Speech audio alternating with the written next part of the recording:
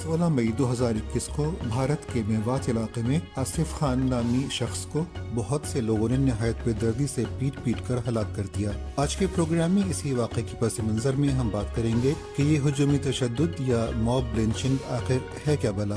तारीखी हवाले से बात करेंगे कि अमेरिका में किस तरह मॉब लिंचिंग को गुलामी के हथियार के तौर पर इस्तेमाल किया जाता था और क्या भारत में दम तोड़ती इंसानियत का बचाव मुमकिन है। प्रोग्राम आखिर तक जरूर देखिएगा, इसमें हम आपके लिए बहुत से अहम हक़ाइक़ लेकर आए हैं।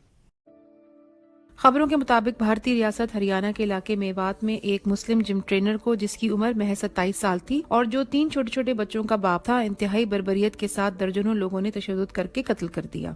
भारत में लिंचिंग का ये पहला वाक़या नहीं है, बल्कि 2014 के बाद से हुक्मरान जमात और उसके हमदर्द ग्रुप्स की जानिब से आम लोगों में मुसलमानों के खिलाफ नफरत की आग को इस कदर हवा दी गई है कि इस किस्म के वाक़यात अब मामूल बनते जा रहे हैं। मिसाल के तौर पर 2015 में दादरी में 52 साला मोहम्मद इखलाक को गाय ज़बह करने के इल्जाम में लिंच किया गया। 2017 में 16 साला हाफिज जुनैद को बलाबगढ़ में ट्रेन में बीफ खाने का इल्जाम लगाकर शहीद कर दिया गया। 2017 ही में अलवर में 200 लोगों ने 55 साला बुजुर्ग पहलू खान को गायों की गैर कानूनी मुंतकिली के इल्जाम में लिंच कर दिया। 2019 में झारखंड में 24 साला तबरेज अंसारी को मोटरसाइकिल चोरी करने के इल्जाम में लिंच किया गया। आसिफ खान पर हमला करने वालों को भी भरपूर अंदाजा था कि मौजूदा हालात में वो हर जुल्म कर सकते हैं और उन पर कोई गिरफ्त भी नहीं होगी। हाँ, बस इतनी एहतियात जरूरी है कि जुल्म का निशाना बनने वाला मुस्लिम या दलित हो। अब ये भी कहा जा रहा है कि मरहूम आसिफ खान का किसी दूसरी कम्युनिटी की एक लड़की से कोई ताल्लुक था। अरे अगर ऐसा था भी तो क्या इस तरह सजा देना जायज है? और यूं भी मर्दाना वजाहत पर लड़कियों का आशिक होना कोई गैर फितरी बात नहीं। हजरत यूसुफ अलैहिस्सलाम के हुस्न पे अजीज मिस्र की बीवी जुलेखा के आशिक होने का किस्सा तो खुद कुरान शरीफ में बयान हुआ है। आसिफ खान के जिस्म के साथ कातिलों ने जो सलूक किया है, उससे लगता है कि वो उसकी शानदार शख्सियत से सख्त हसद करते थे। इसीलिए उसके बदन की तमाम हड्डियां तोड़ दी गईं और जिस्म को जगह जगह नोकदर आले से गोदा गया। कहा जाता है कि अल्लाह ताला की अता करदा नेमतें भी इंसान को कभी कभी आजमाइश में मुब्तला कर देती हैं। इसीलिए इंसान को चाहिए कि दौलत, शोहरत, हुस्न, वजाहत, समझदारी वगैरह पर हमेशा अल्लाह का शुक्र अदा करते रहें और इन पर नाज करने से बचते रहें।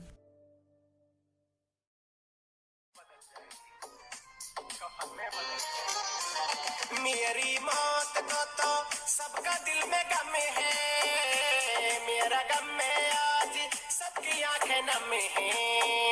हाय सजा मेरे कातिलों को फांसी की भी कम है, सजा मेरे कातिलों को फांसी की भी कम है।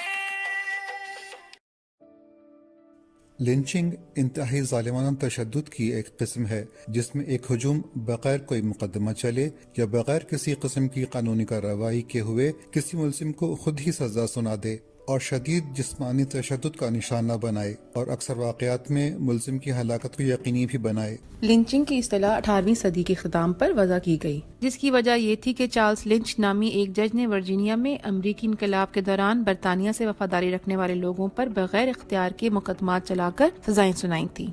लिंचिंग की इस्तिलाह भले ही इतनी पुरानी न हो, लेकिन इंसानी तारीख के हर दौर में ऐसा होता रहा होगा, खास तौर पर कबीलों में बटी दुनिया में। जदीद तारीख में अमेरिका में सबसे ज्यादा लिंचिंग के वाकयात रिकॉर्ड किए गए हैं, जहां 1877 से 1953 के दरमियान 4000 से ज्यादा लोगों को बहीमाना तशद्दुद के बाद मौत के घाट उतारा गया।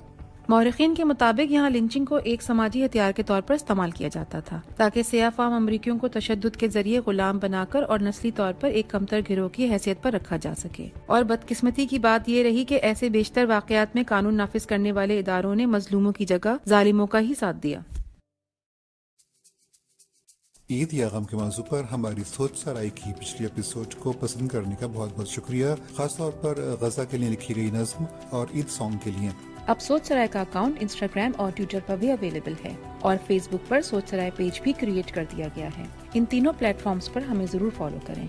हमारे YouTube वीडियोस को लाइक करें, कमेंट करें, चैनल सब्सक्राइब करें। नई वीडियोस के हुसूल के लिए बेल आइकन पर जरूर प्रेस करें। पाकिस्तान समेत दुनिया के बहुत से ममालिक में लिंचिंग के वाक़यात रूनुमा होते रहते हैं, मगर ज्यादातर केसेस में जुल्म का शिकार और जुल्म करने वाले दोनों एक ही नस्ली या मजहबी ग्रुह से ताल्लुक रखते हैं और उन पर होने वाले तशद्दुद की वजह उनका कोई ऐसा फेल होता है जो वहाँ के रस्म व रिवाज के मुताबिक नाकाबिल कबूल हो। ایسی لنچنگ بھی نہایت کبھی فیل ہے، لیکن اس میں غلط الزام کے تحت تشدد کرنے کی شرح کم ہوتی ہے بنسبت ان کیسز کے جہاں ملزم کا تعلق کسی ایک نسلی یا مذہبی گروہ سے ہو اور لنچ کرنے والوں کا کسی دوسرے گروہ سے، اور خاص طور پر ایسی صورتحال میں جب دوسرا گروہ پہلے گروہ کو اپنے سے کمتر ثابت کرنے پر تلا ہوا ہو۔ امریکہ میں لنچنگ کے واقعات ختم ہوئے دہائیاں بیت چکی ہیں، مگر اس کے اثرات آج بھی نظر آتے ہیں۔ نفرتی جرائم اور پولیس کا سیاہ فام باشندوں سے رویہ اس کی مثال ہے۔ دوسری طرف ایسے سفید فام امریکی بھی ہیں جو اپنی اس تاریخ پر نہایت نادم اور شرمسار نظر آتے ہیں، اور اگر یہ سب کچھ ڈاکیومنٹڈ نہ ہوتا تو شاید وہ کبھی بھی نہ مانتے کہ ان کے پرکھوں نے انسانیت پر کیسے کیسے ظلم ڈھائے تھے۔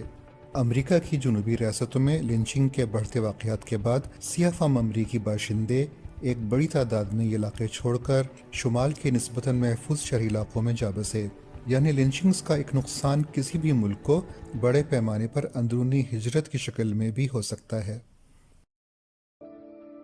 کاش یہ بات ہم سب کی سمجھ میں آ جائے کہ اگر انسانیت کی شکست ہوگی تو جیت نہ سفید فام کی ہوگی، نہ سیاہ فام کی، نہ مولوی کی، نہ پنڈت کی۔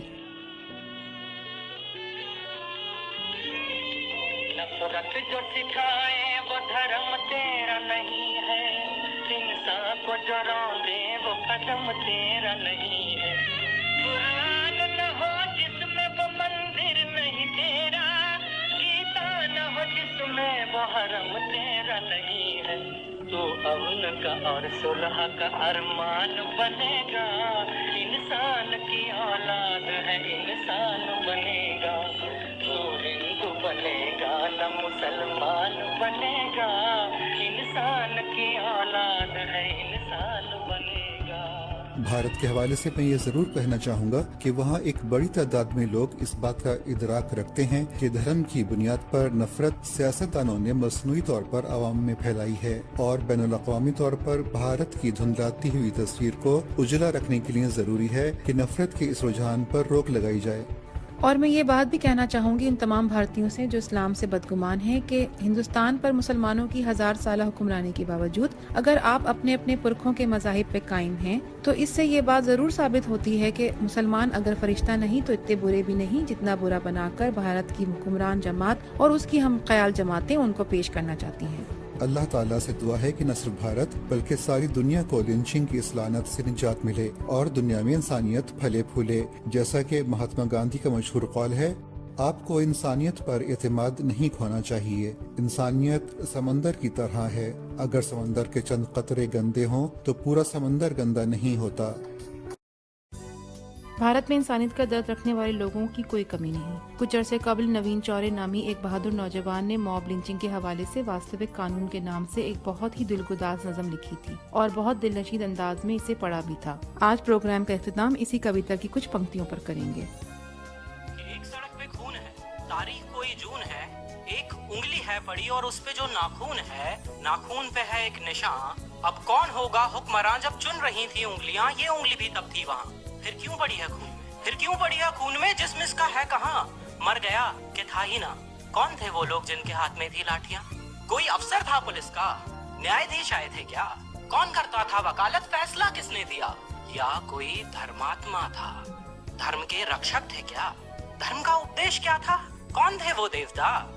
نہ پولیس نہ پترکار، ناگرک ہوں ذمہ دار۔